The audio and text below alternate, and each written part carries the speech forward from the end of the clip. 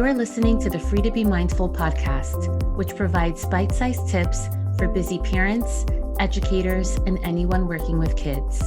These real talk conversations focus on mindful living, mental health, and personal growth, helping all to learn, grow, and inspire with mindfulness in mind.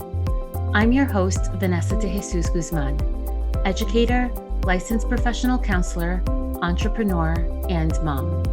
I'm passionate about helping folks live life with peace of mind and ease of heart while not losing their, well, you know, here we go.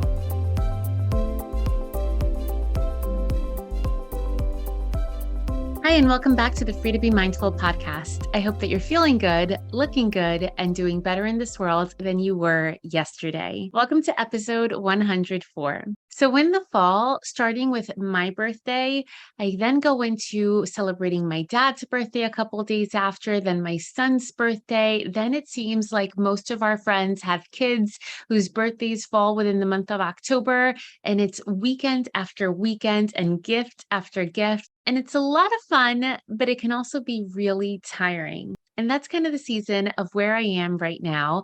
And while it can be tiring, I'm just taking it as it goes because you will never be any younger than you are right now. That goes for you or your friends' kids or even your own. So just recently we celebrated my son's birthday and it has been so much fun. Sometimes it gets to be a lot, but it's also a lot of fun just to see how excited he is for his birthday. And this year, instead of cooking at home, we just went out to dinner, which is the first time that we did that on his actual birthday. And then for the birthday celebration for his friends, this is the first year that I had absolutely nothing to do with it. After 9 long years, I told my husband, tag, you're it, figure it out. I will be letting go, which is really hard for me to do. And I handed the reins over to my husband. And I will say that he did an amazing job. And although it's really easy for me to just say that, like I handed the reins over and he did it, it's really hard to actually have gone through that. Or at one point, it was harder than where it is right now. Now, I'll share with you that I'm the type of person who loves to plan a party anywhere from just a regular birthday party to a wedding to an event. I just love the planning process and I like for everything to come together when there are common themes woven through, from the invitation to the tablescape and the experience that the guests will have. I just love seeing people's faces and watching everyone have a good time. And when Pinterest first came out, I remember thinking like, where has this been all of my life? And when my son was younger, I would go on Pinterest overload. Like it was just a ridiculous amount of time spent on Pinterest, spent on Google, trying to do the Pinterest perfect party. I remember specifically for his second birthday, it was a construction theme and we had it in our home and that was bananas. And that was the first and last time that we held a party on the inside part of our home because we had just so many kids and they were all little goobers. So they're crawling around and walking around everywhere.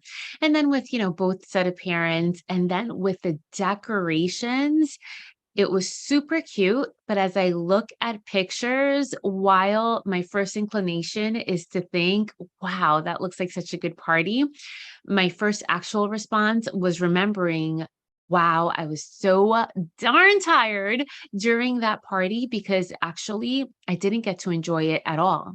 And while the pictures looked so cute and everything was in yellow and there were little trucks everywhere and everything had a theme, like chocolate donuts were supposed to be tires and it was literally the picture perfect Pinterest party.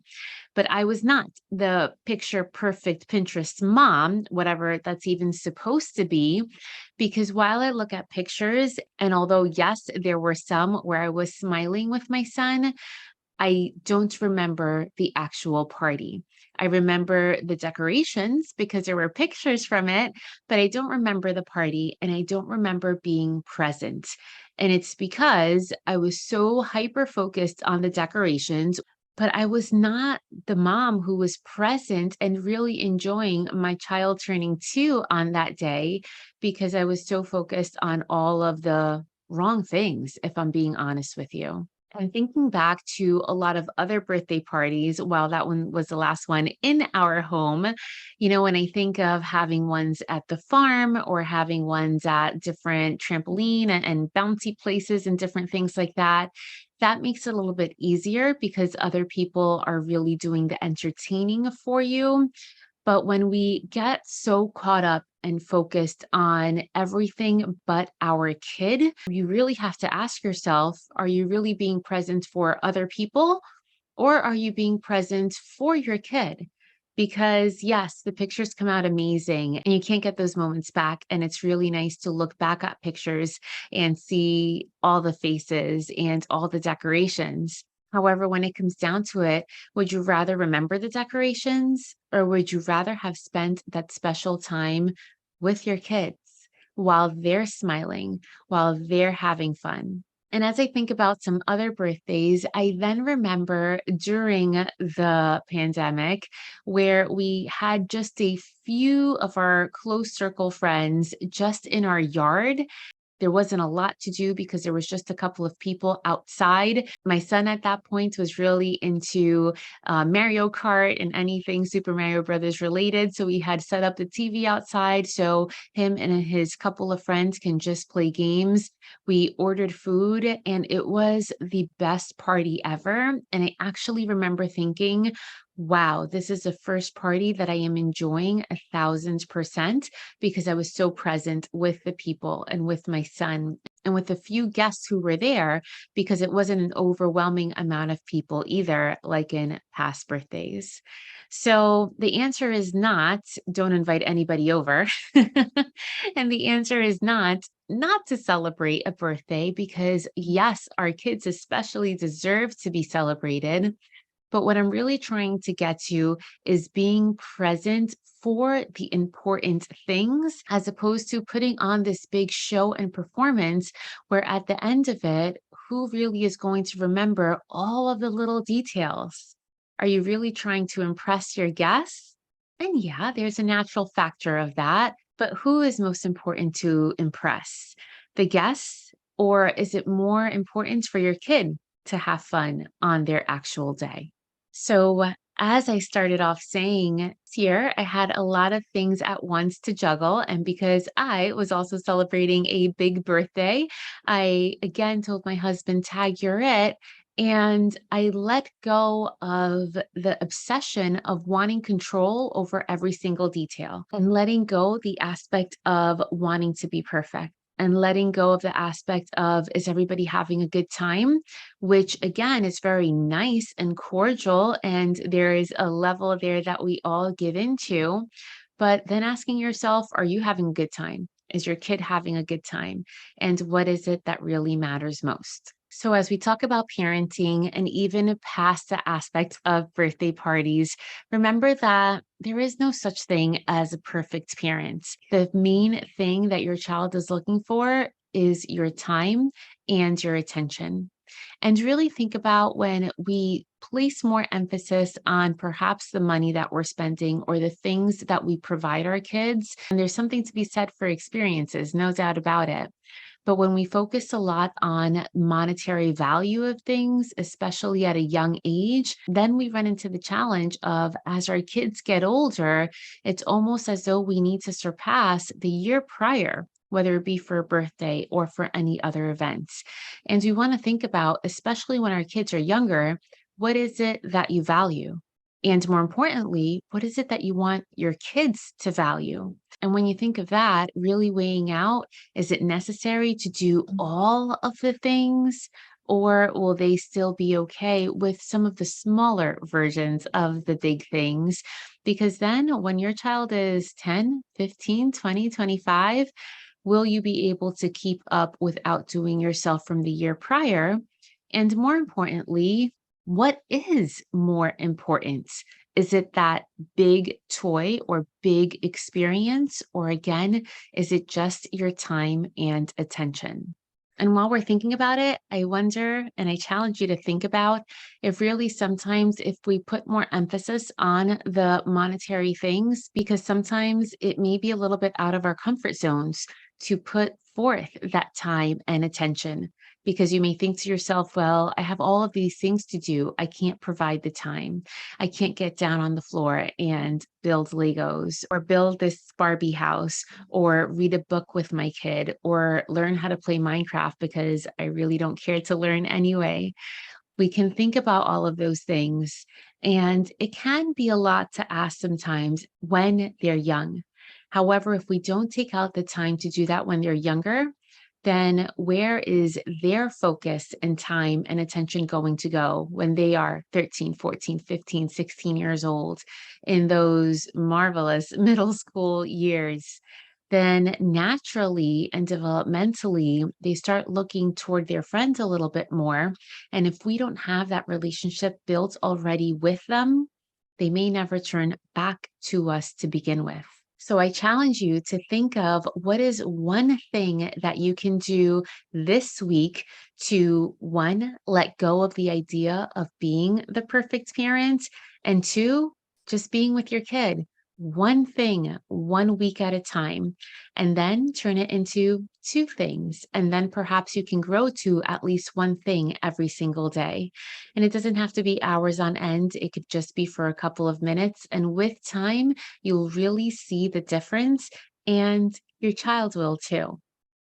And if you find yourself getting really frustrated and losing your cool with your child, it's exactly why I created a free gift for you called Talking to Your Kids Without Losing Your Cool. It comes along with the free PDF and videos to help you not only keep your cool, but also redirect and how to speak to your kids to get better results and to focus on first time listening, as I call it, instead of 10, 20, or 50th time listening, because we know that we've experienced that as well. So you can check that out for free by clicking the link below. So as a reminder, this week we focused on kids, but we don't always. If you felt that this episode was great and you want to share it with another mom or dad friend, please be sure to do so. And if this episode wasn't for you, come back next week because it'll be completely different. Thanks so much for tuning in, and I invite you to stick around for the short guided meditation. So right now, regardless of where you are or what you're doing, I'd like to invite you on this imagination journey. Take this moment and just imagine what the perfect parent looks like in your mind. Imagine their gender. Imagine how they physically look like, the clothes they're wearing, how they're put together or not. Imagine how they talk to their kids. Imagine how they interact with other people in their household or outside of their household, and how they show up in other places like work, at the supermarket, at play dates, or just when they're having some me time. Thinking again of that perfect parent picture, think about the activities that they do for their kids and the activities that they do with their kids. And then think about who their children are and how would they react to this perfect parent. Is that what the kids are looking for? Is that what they actually want and need? Or when you strip away the look of this parent's job, their titles, their wins, their trophies, their acknowledgments, all of the extra things that this parent may be involved in and maybe has won in the past, and all of the things that they spend their time on. If you take all that away, and even the title of perfect parent, and if you just picture a parent with their child, is that what the kids actually want? Do they want someone who is always put together? Or do they just want someone to love them, to give them time, to give them attention, and to learn a little bit more about their favorite things and actually listen to them as they speak. As you continue breathing through this imagination journey, I invite you to imagine yourself spending more time with your kids. What needs to happen in order for that to become a realistic option? As you reflect on this idea, remember that your kids just want you. And if you're not exactly sure what it is that they want, have a conversation with them and ask them, put the phone away, and spend a little bit more time with your authentic self, and you may get to know yourself and your kids a little bit more. Have a great week. I hope you enjoyed this week's show. It would mean a ton if you took this moment to review the Free to Be Mindful podcast on the platform you catch your favorite shows. That quick and easy act lets me know what you enjoy, and it helps others find the podcast too. And of course, don't forget to subscribe so you can listen along next week. In the meantime, I welcome you to catch me on social media at Counselor V de Jesus. And as always, remember, in a world where you are free to be anything that you want to be, you are always free to be mindful. Catch you next week.